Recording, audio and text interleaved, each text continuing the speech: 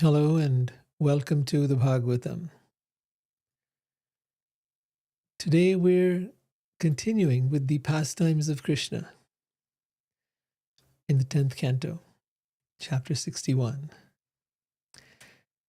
So you'd heard earlier that each of Krishna's wives Krishna had married 16,108 wives, 16,100 of who he'd rescued, who'd been kidnapped and imprisoned, and he had saved them from this asura, this demonic person. They were princesses, and 8 of them he had married for that. Now, each of Krishna's wives had her own palace with servants and all kinds of wonderful luxuries and all kinds of wonderful situations. And Krishna would individually expand himself to be with all of them simultaneously. With each of them, he had 10 sons who were not less than their father, having all his personal opulence. Because each of these princesses saw that Krishna never left her palace, each of them thought herself to be his favorite. Oh, Krishna's only with me. That's how they felt. And they did not understand the full truth about him. The Supreme Lord, Krishna, his wives were fully enchanted by his lovely lotus-like face, his long arms and large eyes, his loving glances imbued with laughter, and his charming talks with them. But with all their charms, these ladies could not conquer the mind of the all-powerful Supreme Lord. Please, I want you to try and understand, this is not the activity of some ordinary human being who could marry 16,108 wives and then be with each of them simultaneously and engage in loving, beautiful pastimes. This is what it is to be with God, and that's what you're being shown out here. This is what it's like to love God. This is what it's like to have a relationship with God. That you and I and all of us have a unique relationship with God. And that relationship is not based upon fear, but is based upon attractiveness, how beautiful he is, how enchanting he is, how lovely his face and his arms and his eyes and his laughter are, how charming his talks are. God does not impose himself on us through fear, but rather attracts us with his beauty. And so it was in the city of Dwarka, where Krishna's capital was, and where all his wives were. It continues, the arched eyebrows of these 16,000 queens enchantingly express their secret intentions through coyly smiling sidelong glances. Thus their eyebrows boldly sent forth conjugal messages. Yet even with these arrows of Cupid and with other means as well, they could not agitate Krishna's senses. See, one of the very important teachings in the Vedic culture is that we must learn to control our senses. And such a person who can control his or her senses is dhira. Dhira means one who is self-controlled. A sane person is a person whose senses are under control. A person whose senses are not under control, on the other hand, is out of control. That person either will eat too much, sleep too much, have too much sex, always want to pleasure themselves, always want to enjoy themselves at any cost. It doesn't matter what happens to anyone, no matter who they've got to hurt or harm in the way. So the training is not just meditation, as many people think. The Vedic training of yoga is not only to train the mind, but also to train the senses. Because the senses are the ornaments or are the instruments for desire. And when desire is uncontrolled, then we are constantly chasing one thing after another, after another, after another. Some sensual pleasure, some object of gratification, wealth, fame, power, you name it. There's so many different ways in which we want to be able to gratify our senses, to satisfy our mind, our ego, our sense of prestige, our sense of being superior or better than. And only one who has controlled their senses and controlled their mind and channeled their intelligence, their man, buddhi, and ahankar, three things that come in the way: mind, intelligence, and ego. These have to be tamed along with our senses and our desires. All need to be channeled in a particular direction. If they are under control, then we will be successful in life. And if they are not, we will be extremely unsuccessful. And if these very mind, intelligence, ego, and senses are directed towards God, then we reach the ultimate fulfillment of life, which is the perfection of what it is to be a human being. So these women had reached that place, and they had obtained as their husband the goddess of fortune, the husband of Lakshmi. And although even great demigods like Brahma, who creates the universe, do not know how to approach the Supreme Lord Krishna, yet these women, with ever-increasing pleasure, felt loving attraction for him. They exchanged smiling glances with him, eagerly anticipated his associating with him in ever-fresh intimacy and enjoyment.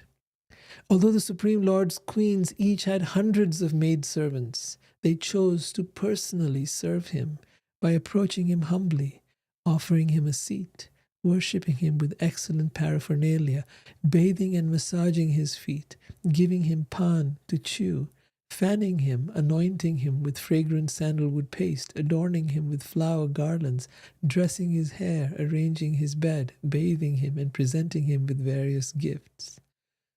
Now I want you to think, if you were in the company of God, if God was your friend, your lover, your husband, what would life be like?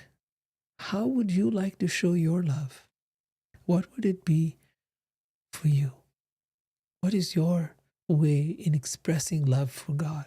Most people talk in terms of religion, where they go to God as to what and ask, what can God do for me?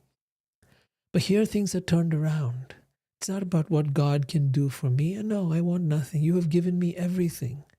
One lives in a sense of deep gratitude that I've been given so much. Every breath that I have, every heartbeat that I have, I didn't do anything to deserve this. This was given to me as a blessing, as a gift. And to that Supreme Being who has given me everything, including life itself, how can I serve him? How can I serve you, my beloved? That's the mood of these queens of Dwarka, Krishna's queens. Now, among Krishna's wives, there were 8 principal queens, the ones he had first initially married. And of them, the original one that he'd married first was Rukmini. And Krishna and Rukmini's son was Pradyumna. And Pradyumna had a son by now whose name was Aniruddha. And he'd had Aniruddha in the womb of Rukmavati, the daughter of Rukmi. Okay, so now Rukmi was the brother of Rukmini, and he hated Krishna. All right? And now we get to learn that not only was Rukmini, that is Rukmi's sister, married to Krishna, but now Rukmi's daughter, right, was married to Aniruddha, who is the grandson of Krishna. So the bonds are getting even closer and deeper. All right. So, and the marriage took place while they were living in the city of Bhojkat. We'll come to all that. The sons and grandsons of Krishna's 16,000 wives numbered in the tens of thousands and gave rise to his dynasty. So the king Parikshit, who had been listening to all of this, the sage Shukdev Goswami is talking, and the King Parikshit, who is destined to die in a few days, is hearing all of this, and he's asking, how could Rukmi give his daughter to his enemy's son? After all, Rukmi had been defeated by Krishna in battle and was waiting for an opportunity to kill him. You see, this is what happened. Krishna had kidnapped Rukmini, Rukmi's sister. And because Rukmini had sent him a letter saying, hey, I'm being forcibly married off to some guy I don't want to marry. I've always wanted to marry you. She made a forward advance and sent a letter and said, please come and take me away from here and make me your wife. Krishna went along. And he knew Rukmini was the perfect wife for him. And so when he came to get her, there was this big, huge battle that took place. He took her away. And in that battle that followed, the brother Rukmi was humiliated. Krishna chopped off part of his hair, chopped off part of his mustache, all kinds of ways, and then finally spared his life. He would have killed him, but he let him go on the request of his brother Balaram. So the king Parikshit is asking, please explain, O learned one, how these two inimical parties became united through marriage. Mystic yogis can perfectly see that which has not yet happened, as well as things in the past or present beyond the senses, remote or blocked by physical objects. So mystic yogis can go anywhere, see anything. It's a very powerful ability. So the sage Shukadev, who is narrating all of these incidents, and he's not narrating them because he just wants to narrate some stories. No, there is great wisdom here. There is great truth to be learned out here.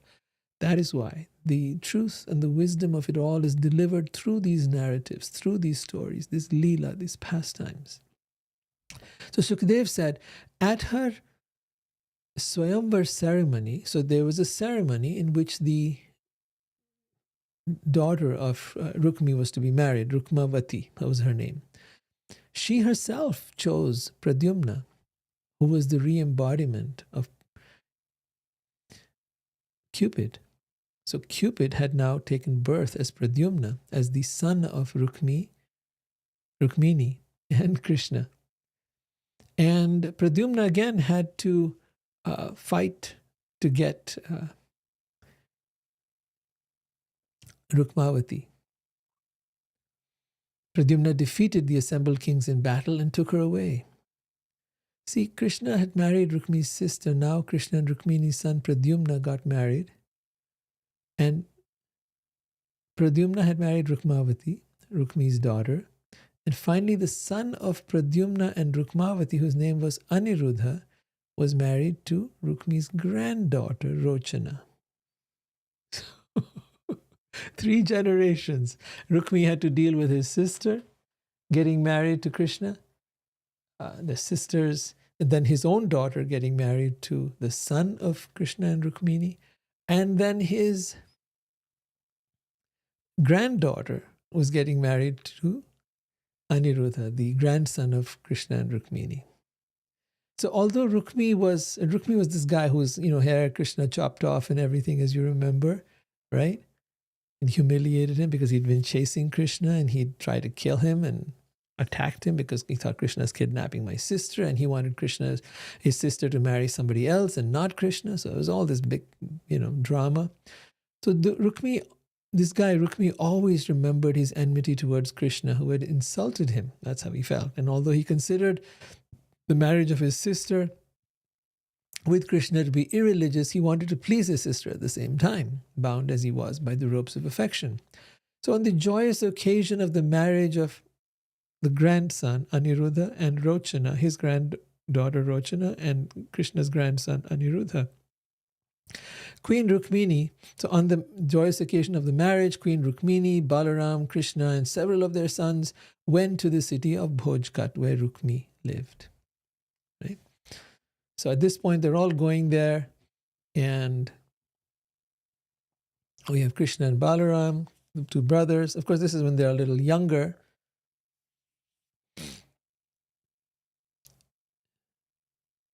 After the wedding, So this is the wedding of, this, once again, I know you might be confused with the names, but this is the grandson of Krishna and Rukmini, whose name is Aniruddha, and the granddaughter of Rukmi. Okay, Rochana. After the wedding, a group of arrogant kings, headed by the king of Kalinga, told Rukmi, "You should defeat Balaram at dice. He's not expert at dice." They have this game of dice, right? In the Mahabharata too, it was a big deal. And so he says, Balaram is not Krishna's brother, Balaram. He's not expert at dice. And he's quite addicted to it too. So thus advised, Rukmi challenged Balaram and began a gambling match with him. In that match, Balaram, Krishna's brother, first accepted a bet of 100 gold coins, then 1,000, then 10,000, and he kept losing. Rukmi won his first round. The king of Kalinga laughed loudly at Balaram, showing all his teeth. Balaram could not tolerate this. Next, Rukmi accepted a bet of 100,000 coins, which Balaram won. But Rukmi wanted to cheat, declaring, "I'm the winner." Shaking with anger like an ocean on a full moon day, the handsome Balaram, his naturally reddish eyes became even redder in his fury, and he accepted a wager of 100 million gold coins. Balaram fairly won his bet. But Rukmi again resorted to cheating and declared, "I have won. Let these witnesses here say what they saw." Now just then a voice from the sky declared, "Balaram has fairly won this bet. Rukmi is lying." Urged on by the wicked kings, Rukmi ignored the divine voice. In fact, destiny itself was urging Rukmi on, and thus he ridiculed Balaram. Rukmi said, "You cowherd boys," referring to Krishna and Balaram, "who wander about the forest, know nothing about dice.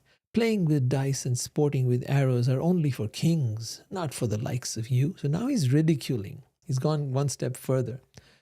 Thus insulted by Rukmi, and I remember they're guests of Rukmi. Rukmi is the one who's the the bride's grandfather, and he's hosting the whole wedding, but he's now insulting his guests. So thus insulted by Rukmi and ridiculed by the kings, Balaram was provoked to anger. In the midst of the auspicious wedding assembly, he raised his club and struck Rukmi dead. So you can see there was a big battle a big fight that took place right there. The king of Kalinga, who had laughed at Balaram and shown his teeth, tried to run away, but the furious Balaram quickly seized him on his 10th step and knocked out all his teeth. Tormented by Balaram's club, the other kings fled in fear, their arms, thighs, and heads broken and their bodies drenched in blood. When his brother-in-law Rukmi was slain, Krishna neither applauded nor protested, for he feared jeopardizing his affectionate ties with either Rukmini, his wife, or Balaram. Then they seated Aniruddha and his bride, Aniruddha is the grandson of Krishna, and his bride on a fine chariot and set off for their capital of Dwarka. Having taken shelter of Krishna, they had fulfilled all their purposes. So this was the first part of our story. The second part, which is chapter 62, is the meeting of Usha and Aniruddha. Now, this part of the story, I need to give you a little bit of background. It begins with understanding who is Bali Maharaj. It was King Bali. And how Vamana, Vishnu, had come in the form of a dwarf. And that dwarf's name was Vamana. Now, the person we're going to be talking about, Bana, was let's go back a little further. And Vamana, the dwarf form of Vishnu, had asked the king Bali for some charity. Bali had said, "Whatever you want." And so Vamana said, "I just want 3 steps of land." And then at that point, Vamana had the king had, of course, agreed. 3 steps of land, of course. Whatever you want. You want a palace, you want houses, you want whatever, I'll give it to you. Because he was this very beautiful Brahmin boy. But Vaman had, on this pretext, he placed 1 foot, and with that 1 foot, he covered the entire universe. And then with the 2nd foot, just completely, the upper and the lower planetary systems. And then he said, where shall I place my 3rd foot? And at that point, King Bali had said, please place your foot on my head, in a total act of surrender, because he realized this was no ordinary child, this was no ordinary boy, this was no ordinary Brahmin or dwarf. It was the Supreme Lord himself. So having recognized that, he had surrendered. Now this very King Bali had he had some sons.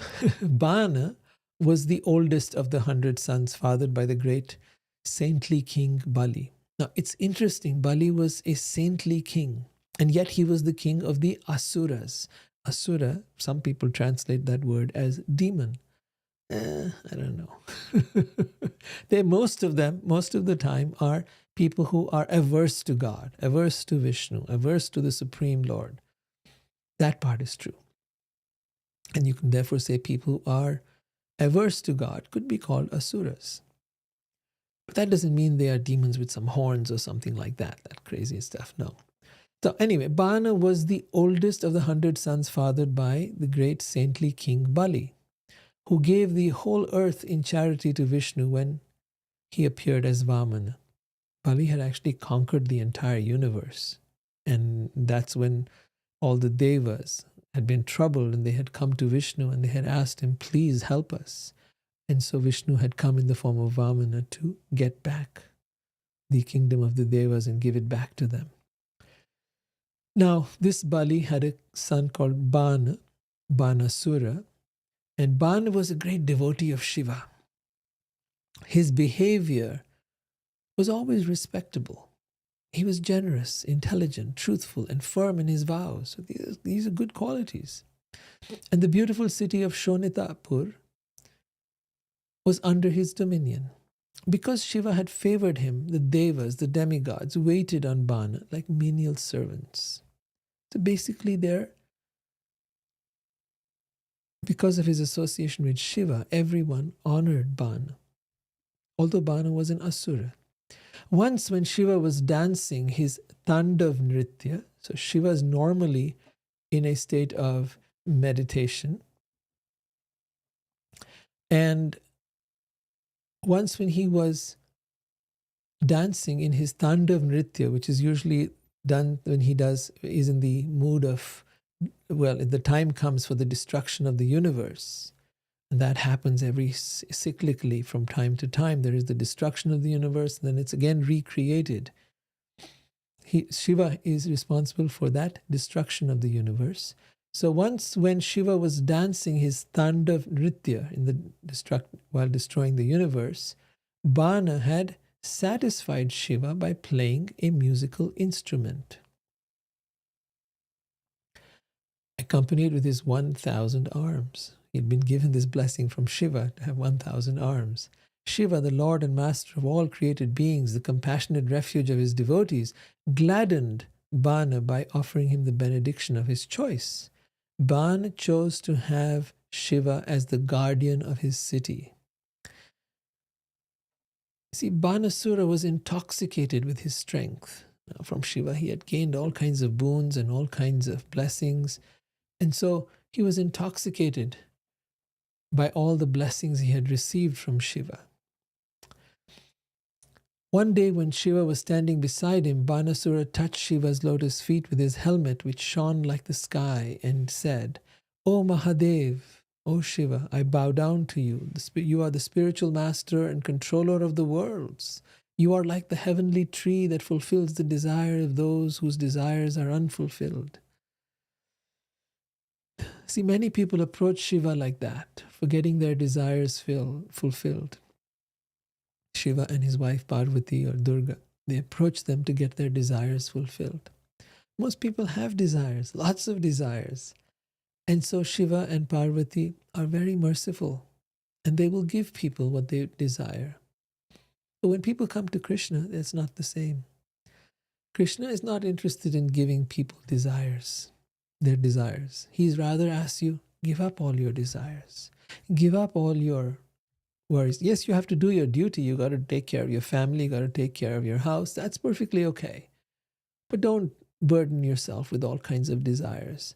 Don't go on in this never ending cycle because they will keep you bound to the cycle of birth and death. Your desires lead to your karma, your actions. Your karma leads to your bondage in this material world. So ultimately, the root cause of your bondage in this world is desire. And desire is also the root cause of suffering. See? Because you first have to struggle to get what you want, and then you have to maintain what you've got. And then you feel terrible if you lose what you have. That's the cycle of desire, right? So, and it perpetuates itself like a never-ending thing. You're constantly chasing desire. You want one thing after another, after another, after another. It's one thing when you have to survive. It's one thing that you got to get your basic needs met. But for most of us, that's never enough. We always want more and more and more and more. And our advertisers are so good at getting us to buy more. It's Christmas time. Let's get some gifts. Let's buy more. Let's buy gifts for everybody. Let's shop, shop, shop, shop, shop. Black Friday. There's so many different ways to get us, right? And they do, and they're successful. They do it through the media. They do it through television. They do it through social media. They do it through every which way. Tell us to buy things that we don't really need. For the most part. So now we see Banasura. He is so powerful, so strong, and he's telling Shiva, these 1,000 arms you've bestowed me with have become merely a heavy burden. Besides you, I find there's no one in the three worlds who is worthy of fighting with me. Eager to fight with the elephants who rule the directions, I went forth, pulverizing mountains with my arms, which were itching for battle. But even those great elephants fled in fear. Hearing this, Shiva became angry and replied, see, Shiva has no intention. People come to me, I want this, I want that. Okay, fine, you can have it. Go now, leave me alone. Shiva said to him, one day your flag of your chariot will be broken, you fool, when you have done battle with one who is my equal. That fight will vanquish your conceit. So Shiva is actually predicting what is about to come. Shiva knows. But this Bana, he does not know. Shiva could have immediately chastised Banasura and personally destroyed his pride, but since Banasura had been such a faithful devotee of his, Shiva did not do so. Time will take care of things. On hearing Shiva's advice, the unintelligent Banasura was delighted. The fool then went home because he was looking for someone to fight with. Oh, one day I will get someone who can be my match and who can fight me. He went home to wait for that which Shiva had predicted, the destruction of his prowess. It is said in the purport that this guy was so arrogant that he was convinced that no one could defeat him. He was delighted to hear that someone as powerful as Shiva would come to fight with him and satisfy his itching for battle. In an earlier part of the Bhagavatam, in the second canto, it has been said, Pashyan api na pashyati. Even though their imminent destruction is apparent, most people are too blind to see it, being intoxicated by material enjoyment and family attachment. Similarly, Banasura was intoxicated with his material prowess and strength and could not believe that he was about to be cut down to size. All right, now this Bana, this guy, the son of Bali, right, had a daughter. Her name was Usha.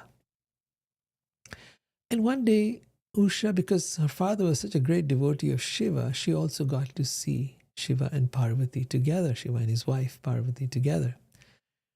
And what she saw was such an incredible love that Shiva and Parvati share. When she saw Parvati playing with her husband Shiva, Usha, the daughter of Bana, intensely desired to experience the same feelings. At that time, Goddess Parvati, who knows everyone's heart, told the sensitive young girl, Don't be so disturbed. You will have a chance to enjoy with your own husband.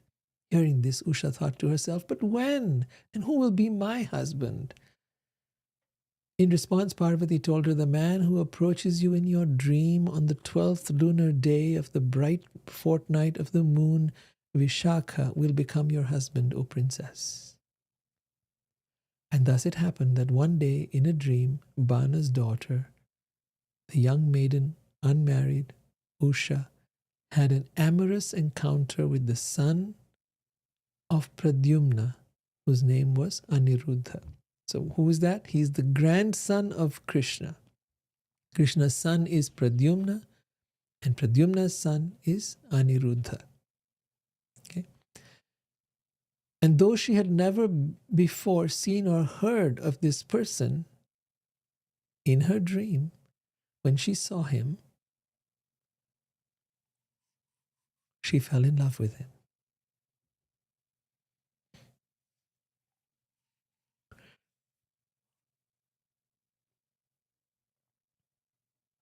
And then, as she woke up on losing sight of him in her dream, Usha suddenly sat up amidst her girlfriends, started crying out, "Where are you, my lover? Where are you?" She was greatly disturbed and embarrassed because her friends now saw her like asking, she said, "Oh, what happened? What do you mean, where are you? What are you talking about?" Remember, the women lived separately. They had their own quarters, especially a princess like that. She was not allowed to associate with men, not boyfriends and stuff like that. That was absolutely not acceptable. That was a very conservative society. So she was greatly disturbed and embarrassed when she was with her friends. And at this point, Banasura had a minister named Kumbhanda, whose daughter was Chitralekha. Now, Chitralekha was a very good friend of Usha and a companion. And Usha became filled with, Chitralekha became filled with curiosity and inquired from her friend, "Who are you searching for? What is this hankering you're feeling?" "Until now, O princess, I haven't seen any man take your hand in marriage." You're not married to somebody, so who is this person you're talking about? Then Usha said, "In my dream, I saw a certain man who had dark blue complexion, lotus eyes, yellow garments, and mighty arms. He was the kind who touches women's hearts." Once again, I want you to understand this is highly unconventional. In Vedic society, women did not go around having boyfriends. It was not acceptable. If they wanted to be with someone, they would be married to that person. And generally, that is what happened. And we can see it was not all arranged marriage. In many cases, Rukmini wanted to marry Krishna and she wrote to him. Other women told Krishna directly they wanted to marry him. There was no arranged marriage there. Once in a while there was, but in many cases we noticed that it wasn't. Now, it's not that love marriages weren't acceptable. They absolutely were. But there was a system. You didn't just go and live with someone. You didn't just go and have a lover. If you were serious about a relationship, you married that person. It was the responsible thing to do. So now Usha has seen this person, this lover, and she says to her friend Chitralekha, "It is that lover I search for, right? The one who I saw in my dream, this beautiful dark blue complexion with lotus eyes, with yellow garments and mighty arms, the kind who touches women's hearts. It is that lover I search for. After making me drink the honey of his lips, he has gone elsewhere, and thus he has thrown me, hankering fervently for him, into the ocean of distress." Chitralekha said, "I will remove your distress. If he is to be found anywhere in the universe, I will bring this future husband of yours who has stolen your heart. Please show me who he is." Now, they didn't have computers back then, and they didn't have Facebook. But Chitralekha had some mystical powers, and she began to draw accurate pictures of various devas, demigods, and various humans. So this Chitralekha is trying to help Usha by drawing various pictures. She drew pictures also of the Vrishnis, that is, including Balaram and Krishna. Then, when she drew the picture of Pradyumna, that is, Krishna's son, Krishna and Rukmini's son, she became bashful because that was her to-be father-in-law. And then when she saw Pradyumna's son, Aniruddha, his picture, she bent her head down in embarrassment. Smiling, she said, "He's the one. It's him. It's him. It's him." Chitralekha, the friend who was drawing, endowed with mystic powers, recognized him as Krishna's grandson, Aniruddha. "My dear king," she then traveled by the mystic skyway to Dwarka. So now she was able to travel through her mystic powers to the city of Dwarka, where Krishna and his family lived. There she found Pradyumna's son Aniruddha sleeping upon a fine bed. With her yogic power, she took him away to Shonitapur, where she presented her girlfriend Usha with her beloved. Now, there are things to be understood out here. Vishwanath Chakravarti Thakur points out, it is stated here that Chitralekha resorted to mystic power, yoga astita.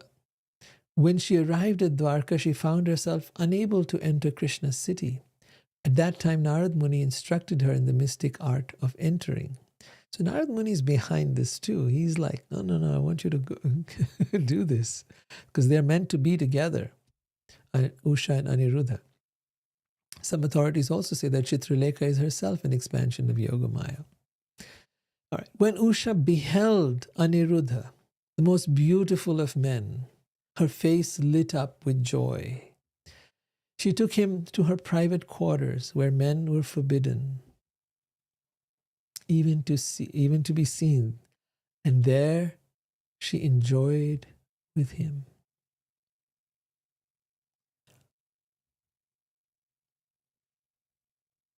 Usha worshipped Aniruddha with faithful service, offering him priceless garments, along with garlands, fragrances, incense, lamps, sitting places, and so on. She also offered him beverages, all kinds of food, and sweet words. Hidden in the young lady's chambers, Aniruddha did not notice the passing of the days, for his senses were captivated by Usha, whose affection for him kept increasing.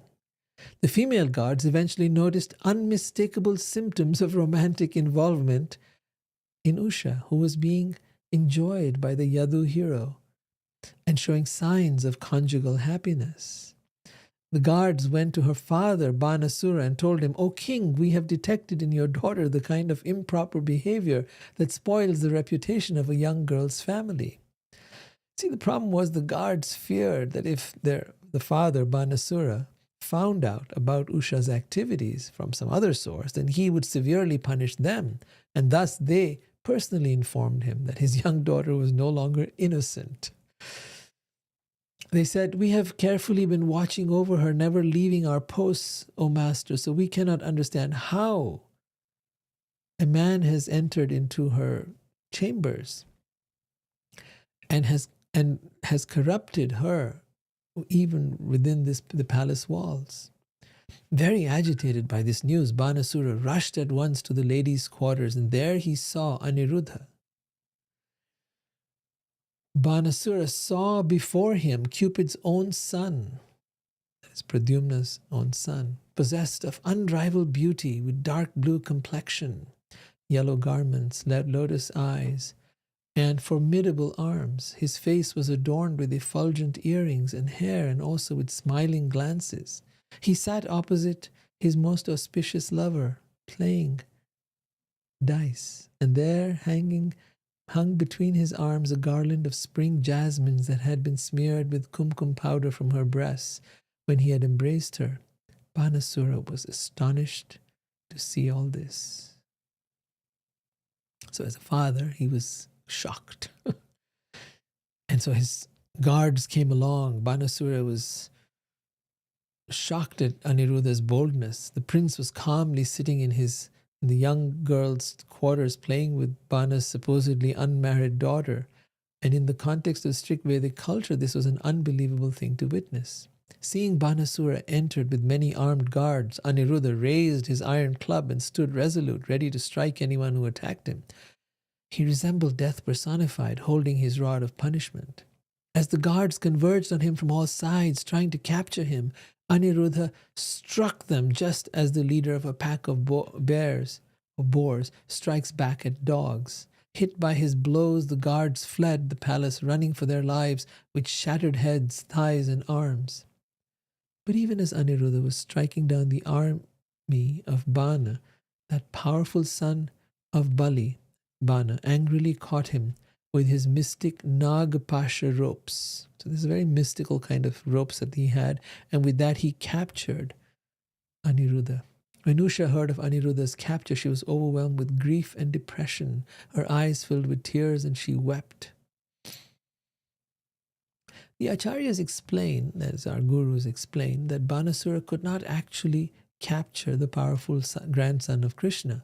However, the Supreme Lord's Leela Shakti, now the pastime had to happen. Something very powerful was about to happen as a result of this. So the Supreme Lord's Leela Shakti, the energy of his that arranges all the Leela, the Yoga Maya or pastime potency, allowed this to happen so that the events described in the next chapter could take place. Now, meanwhile, the relatives of Aniruddha, not seeing him return, continued to lament. Because 4 months had passed, the 4 rainy months of the season had passed. And after hearing from Narada the news of Aniruddha's deeds and his capture, so Narad Muni came over to Dwarka and informed Aniruddha's family members that their grandson had been captured. So they all went, Krishna and his, with Balaram in the lead and the chief of the Satvata clan, Pradyumna and the others, was Aniruddha's father, converged with an army of 12 Akshahini divisions. 12 Akshahini divisions means when Akshahini has 21,870 chariots, 21,870 elephants, 65,610 horses, and 109,350 infantry. That's a total of 218,000 soldiers in one Akshahini. There were 12 such Akshahinis. That means there were around 2,624,000 soldiers altogether. Can you imagine that huge an army came over to Banasura's capital and completely surrounded the city on all sides? Banasura became filled with anger upon seeing them destroy his city's suburban gardens, ramparts, watchtowers, and gateways, and thus he went out to confront them with an army of equal size. Now at this point, if you remember, Bana is a great devotee of Shiva. So Shiva, accompanied by his son Kartikeya, and the Pramathas came riding on Nandi, his bull carrier, to fight Balaram and Krishna on Bana's behalf. So this is the Leela. We're going to witness a fight between Krishna and Shiva. This has never been seen before. Because Shiva is no different than Vishnu. And Vishnu is no different than Krishna. They're sort of like all one leading to the other. Shiva takes care of the destruction of the universe, and in the meantime sits in meditation. Meditating upon whom? Upon Ram. Chanting the names of Ram. Deep trance. He's undisturbed by anything. And at the same time, he does engage in the protection of his own devotees. So here he is coming to protect his devotee, Bana. Srila Vishwanath Chakravarti Thakur states that Shiva entered the battle for 2 reasons. First, to increase Krishna's pleasure and enthusiasm, because Krishna loves a good fight. The Supreme Lord is as enthused by all these different activities as we are. So he loves a good fight. He loves a good competition, a good contest, a good whatever. Yep, bring it on. So the first was to increase Krishna's pleasure and enthusiasm, and the second was to demonstrate the Supreme Lord's incarnation as Krishna, although enacting human-like pastimes, is superior to all other avatars that came of Vishnu in the past. It is Yoga Maya's job to make fine arrangements for Krishna's pastimes. See, we are under the influence of Mahamaya. Mahamaya is the illusion. Maya is the illusion of this world.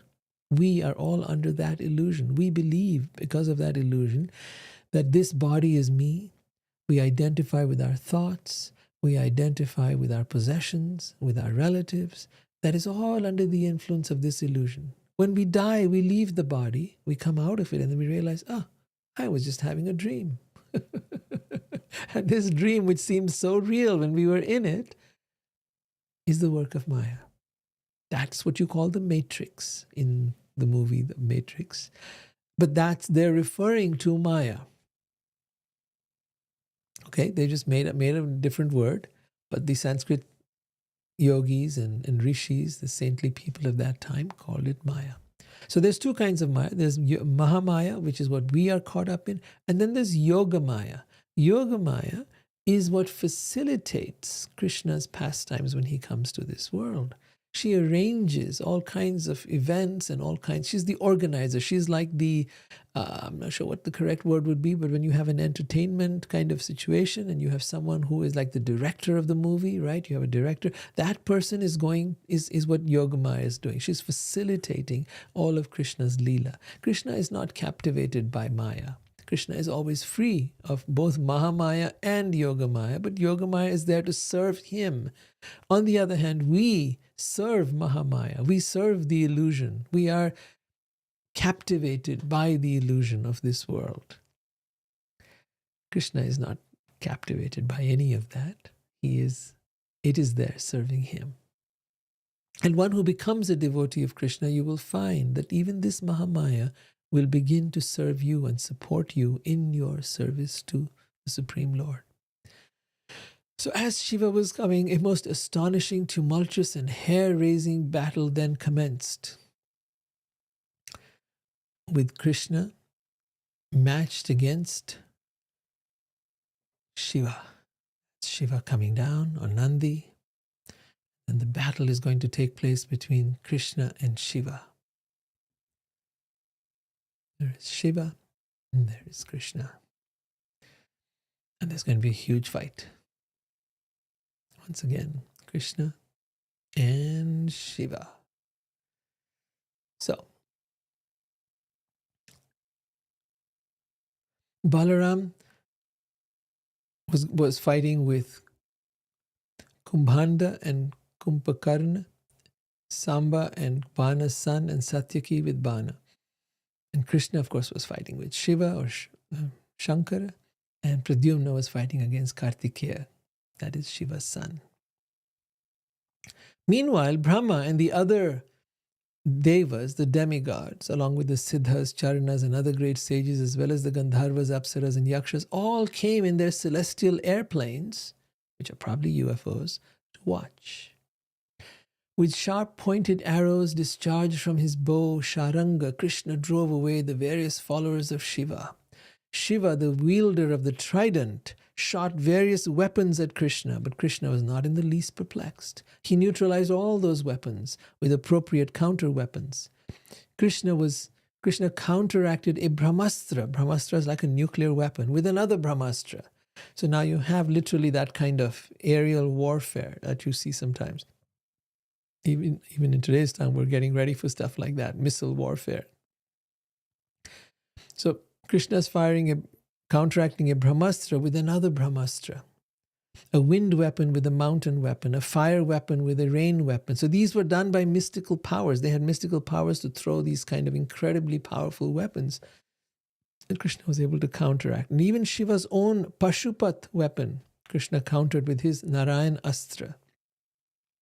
After bewildering Shiva by making him yawn, so at one point Krishna fired a particular weapon that caused Shiva to yawn, a yawning weapon.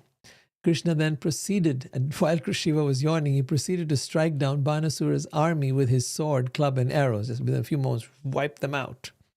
Then Shiva's son Kartikeya was distressed by Krishna's son Pradyumna, who had released a flood of arrows raining down from all sides. Kartikeya, Shiva's son, fled the battlefield on his peacock as blood poured from his limbs. So now we find both Shiva and Kartikeya kind of out of the scene. Kumbhanda and Kupakarna, tormented by Balaram's club, fell down dead. When the soldiers of these two demons saw that their leaders had been killed, they scattered in all directions. Banasura, the father of the bride-to-be, was furious to see his entire military force being torn apart. Leaving his fight with Satyaki, he charged across the battlefield on his chariot to attack Krishna. He knew this Krishna is at the heart of it all. If I can kill him, then all his armies will lose their enthusiasm. Excited to a frenzy by the fighting, Bana simultaneously pulled taut all the strings of his... So he had 1,000 arms, which he had been given by Shiva. That he had 500 bows, and he fixed 2 arrows on each string, and he fired them. And Krishna split every one of Bana's bows simultaneously, split the bows, and simultaneously struck down the chariot driver and the horses, and then sounded his conch shell. Just then Banasura's mother, seeing her son about to be defeated and killed, his mother, Kotara, desiring to save her son's life, appeared before Krishna naked and with her hair undone. Krishna turned his face away to avoid seeing the naked woman, and Banasura, deprived of his chariot, his bow shattered, took the opportunity to flee into his city. After Shiva's followers had been driven away, the Shiva Jwara, who had 3 heads and 3 feet, pressed forward to attack Krishna. As the Shiva Jwara approached, so there's this particular creature that had emanated from Shiva called the Shiva Jwara. He had 3 heads, 3 feet, and he pressed forward to attack Krishna. And as the Shiva Jwara approached, he seemed to burn everything in all directions. Seeing this personified weapon approach, Krishna released his own personified fever weapon, the Vishnu Jwara. The Shiva Jwara and Vishnu Jwara battled each other.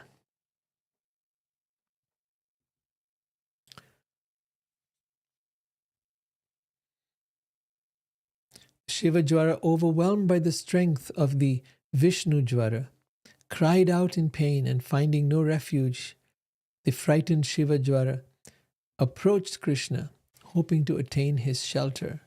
Thus, with joined palms, he began to praise Krishna. I bow down to you of unlimited potencies. Remember, he emanates from Shiva, so he has tremendous wisdom as well. I bow down to you of unlimited potencies, O Supreme Lord, O Super Soul of all beings, Paramatma. You possess pure and complete consciousness and are the cause of cosmic creation, maintenance, and dissolution.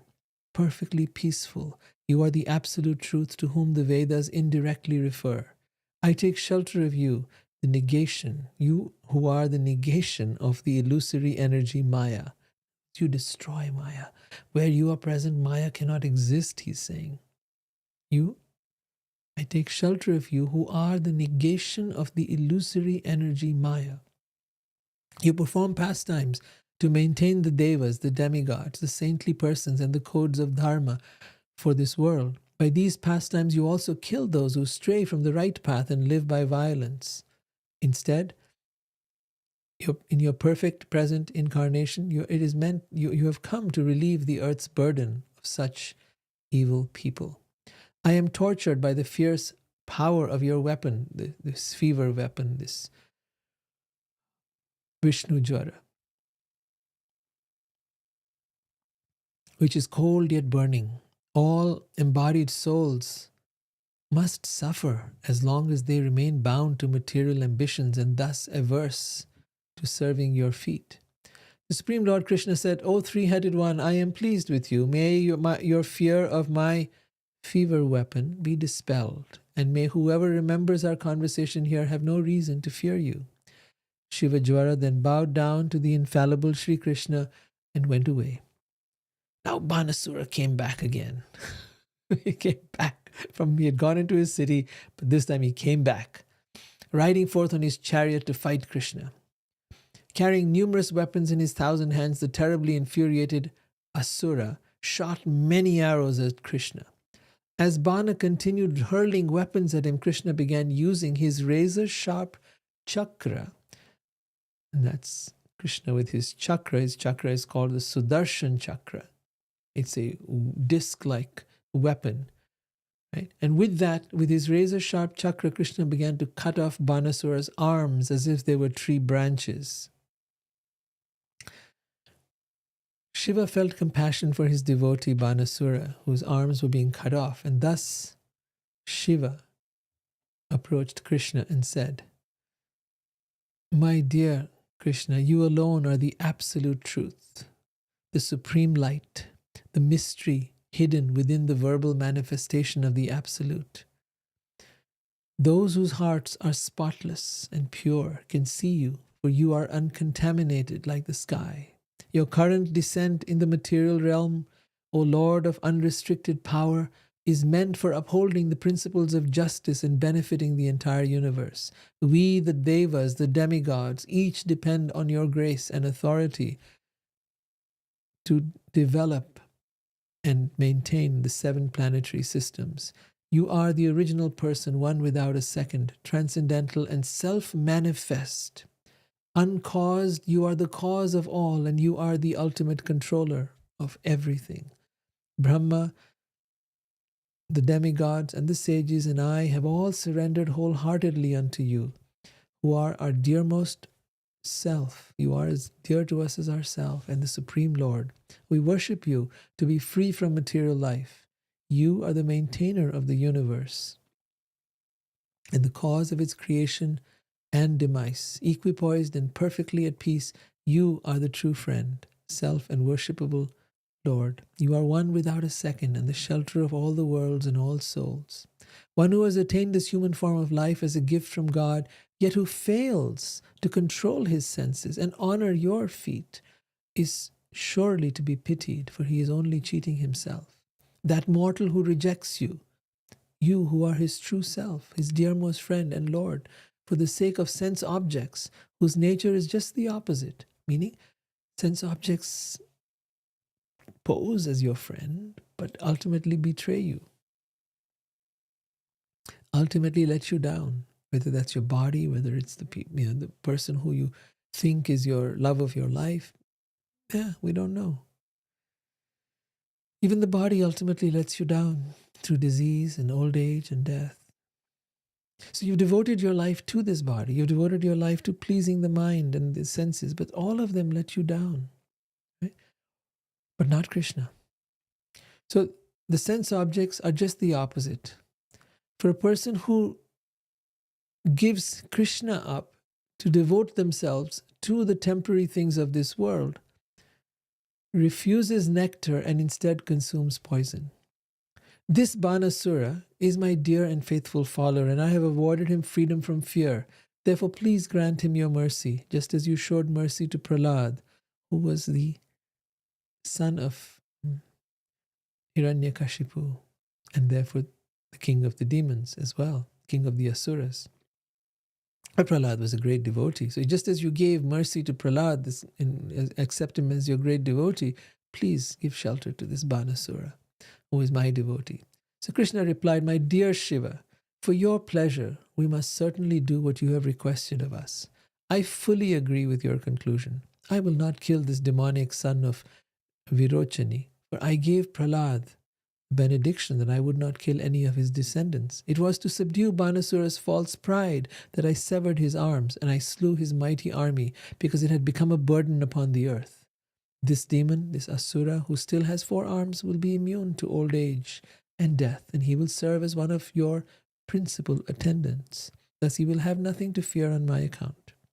Thus, attaining freedom from fear, Banasura offered respects and obeisances to Krishna by touching his head to the ground.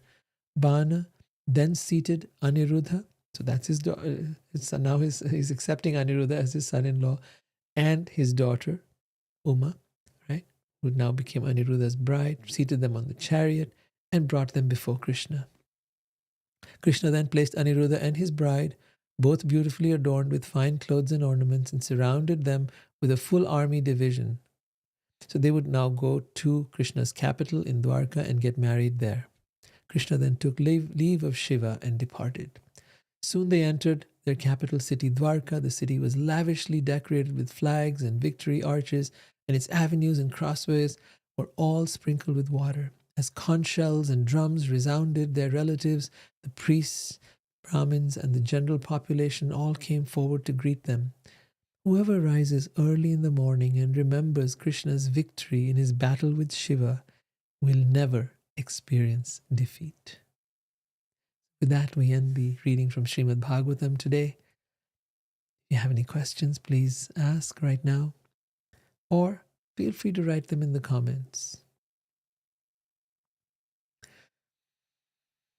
We're here every Tuesday at 6 o'clock in Pacific time and 9 o'clock Eastern time. And if you are in India, then it would be 7:30 a.m. on Wednesdays. Otherwise, in the West, in the US, it's Tuesdays evening. All right. I guess there's no questions, so I will see you next week. Take care.